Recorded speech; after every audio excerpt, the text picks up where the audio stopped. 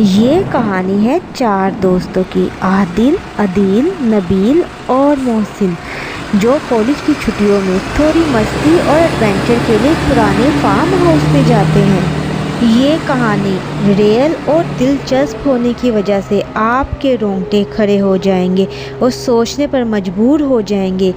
ये सच तो नहीं, लेकिन ये वाकई ही सच्ची कहानी है। वीडियो को शुरू करने से पहले शेयर ज़रूर कीजिएगा, लाइक भी कर दे और सब्सक्राइब भी कर दीजिएगा। बात लाहौर के करीब एक छोटे से गांव की है, जहां एक पुराना फार्म हाउस था। ये फार्म हाउस कभी एक अमीर ख़ानदान का था, लेकिन अब ये खाली और टूटा फूटा पड़ा हुआ था। गांव वालों के बीच इस जगह के बारे में अलग अलग अफवाहें थी। कोई कहता था भूत रहते हैं, कोई कहता रात को अजीब सी आवाज़ें आती है। लेकिन हमारे चार दोस्त आदिल, अदील, नबील और मोहसिन इन बातों को मजाक समझते थे। कॉलेज की छुट्टियां चल रही थी और ये चार दोस्त अपना वक्त एक साथ गुजारने के लिए बेकरार थे। उन्होंने सोचा क्यों ना इस फार्म हाउस में वीकेंड ट्रिप प्लान करते हैं। प्लान करने के बाद ये फार्म हाउस के लिए कुछ दिन बाद निकल पड़ते हैं। फार्म हाउस गांव से थोड़ी दूर एक सुनसान सी जगह पर था। चारों तरफ झाड़ियां, टूटे हुए दरख्त और एक अजीब सा सन्नाटा।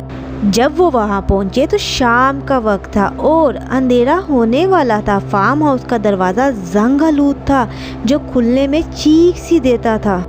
अंदर का माहौल भी कुछ अजीब था। पुराना सोफा, टूटी हुई खिड़कियां और दीवारों पर मकड़ी के जाले। लेकिन दोस्तों का जोश इतना था कि उन्होंने इन सब को नज़रअंदाज कर दिया। यार, ये जगह तो एकदम परफेक्ट है, आदिल ने खुशी से कहा, अपना बैग उतारते हुए। चलो यहाँ फुल मस्ती करते हैं। अदील थोड़ा सा घबराया हुआ था। उसने बोला, भाई ये जगह थोड़ी सी खौफनाक नहीं लग रही? इतना सन्नाटा क्यों है? अरे ये तो असली मज़ा है, मोहसिन ने हंसकर कहा। अब तो भूतों से डरने लगा है। चल अंदर चलें, कुछ खाने पीने का बंदोबस्त करते हैं। सब अंदर चले गए और अपना सामान एक बड़े से हाल में रख दी। नबील ने अपना ब्लूटूथ स्पीकर निकाला और गाने चला दिए। थोड़ी देर में माहौल बन गया। कोई हंस रहा था, कोई मजाक कर रहा था, लेकिन मोहसिन का दिमाग शरारत में लगा हुआ था। उसने देखा कि नबील एक छोटे से कमरे में एक पुराना टीवी देखने में मसरूफ है और नबील उसमें इतना डूबा हुआ था, बाकी सबको भूल गया। मोहसिन ने सोचा ये मौका है नबील को डराने का। उसने आदिल और अदील को अपना प्लान बताया। मैं पीछे से खिड़की के रास्ते जाता हूँ और नबील को डराता हूँ, तुम दोनों यहीं रहो और देखो कितना मज़ा आता है। आदिल ने हंसकर कहा, जा, अगर नबील ने तुझे पकड़ लिया हम नहीं बचाएंगे। अदील थोड़ा नर्वस था, लेकिन उसने भी हंसते हुए हामी भर दी। मोहसिन चुपके से फार्म हाउस के पीछे वाले रास्ते से निकल गया, लेकिन पीछे वाले रास्ते की हालत बहुत ख़राब थी। वहाँ टूटा हुआ सामान, पुराने मैट्रेस और कचरा पड़ा हुआ था। हवा में एक अजीब सी स्मेल थी और चारों तरफ सन्नाटा।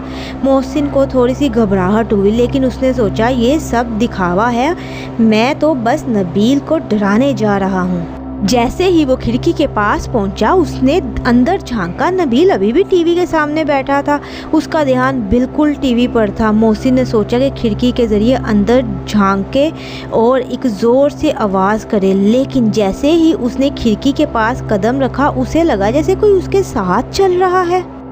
उसने पीछे देखा, लेकिन वहाँ कोई नहीं था। शायद आदिल या अदील मुझे तंग कर रहे हैं, उसने यही सोचा और आगे बढ़ा। खिड़की के बिल्कुल करीब पहुंचकर उसने अंदर झांकने के लिए खुद को उठाया, लेकिन तभी उसे लगा जैसे कोई उसे पीछे से खींच रहा है। वो एकदम से गिरते गिरते बचा। उसका दिल जोर से धड़कने लगा, लेकिन उसने सोचा शायद कोई दोस्त उसके साथ मजाक कर रहा है। उसने आवाज़ लगा के पूछा, कौन है, आदिल या अदील? ये फजूल मजाक बंद करो। लेकिन जवाब में सिर्फ सन्नाटा था, क्योंकि वहाँ कोई भी नहीं था। उसने दोबारा खिड़की पर चढ़ने की कोशिश की, लेकिन इस बार उसे लगा जैसे कोई उसे जोर से नीचे खींच रहा है। उसने अपने पैरों को देखा, लेकिन वहाँ कोई नहीं था। अब मोहसिन काफ़ी डर गया था। उसने पीछे मुड़ के दोबारा देखा, वहाँ कोई नहीं था। वो सोचने पर मजबूर हो गया, पता नहीं क्या हुआ है। वापस वो उस रास्ते से जा नहीं सकता था, तो उसने यही सोचा कि मैं किसी भी तरीके से खिड़की के अंदर घुसकर बेडरूम में चला जाऊँ। वो हिम्मत जुटाकर खिड़की से अंदर चला गया। अंदर का माहौल और भी अजीब था। नबील अभी भी टीवी के सामने बैठा था, लेकिन उसका चेहरा बिल्कुल सफ़ेद पड़ा हुआ था। मोहसिन ने उसे आवाज़ दी, नबील ये क्या कर रहे हो? चल उठ, चल ना, उठ जा अब। लेकिन उसने कोई जवाब नहीं दिया। मोहसिन उसके करीब गया, उसके कंधे पे हाथ रखा, तभी उसे लगा जैसे कोई उसके पीछे खड़ा है। उसने पलट कर देखा और उसके होश उड़ गए। एक साया, एक धुंधली सी शक्ल उसके बिल्कुल पीछे थी। मोहसिन ने चिल्लाया। नबील एकदम से उठा और उसके पीछे भी वही साया था। दोनों बहुत डर गए थे, दोनों के चेहरे सफ़ेद पड़ गए। मोहसिन ने अपने दोस्तों को बताया, यार कोई चीज़ मुझे पीछे खींच रही थी, ये कोई मजाक नहीं है। नबील भी डर गया और बोला, मुझे भी लगा जैसे कोई मुझे देख रहा है जब से मैं यहाँ बैठा हूँ। दोनों जल्दी से हाल में भागे जहाँ आदिल और अदील थे। मोहसिन ने चिल्लाते हुए सबको बताया कि उसने क्या देखा। पहले तो आदिल ने मजाक उड़ाया, अरे ये सब तुम दोनों का वहम है। लेकिन तभी मोहसिन के हाथ और पाँव टेढ़े होने लगे और उसका चेहरा बिल्कुल सफ़ेद पड़ गया। अदील ने देखा और घबरा गया, ये क्या हो रहा है? मोहसिन के साथ कुछ गलत है। आदिल जो पहले मजाक उड़ा रहा था, अब वो बिल्कुल सीरियस हो गया। उसने अपने फ़ोन से आयतल कुर्सी प्ले की और सब ने मिलकर पढ़ना शुरू की। थोड़ी देर में मोहसिन को थोड़ी राहत मिली, लेकिन अब सबके दिल में डर बैठ चुका था। उन्होंने अपना सामान जल्दी से पैक किया और फार्म हाउस से भाग निकले।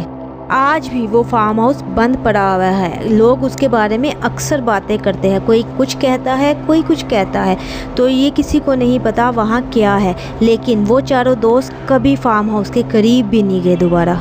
ये थी उन 4 दोस्तों की कहानी जो कॉलेज की छुट्टियों में वक्त गुजारने गए थे, लेकिन वापस एक ऐसी याद लेकर आए जो उन्हें ज़िंदगी भर नहीं भूलेगी।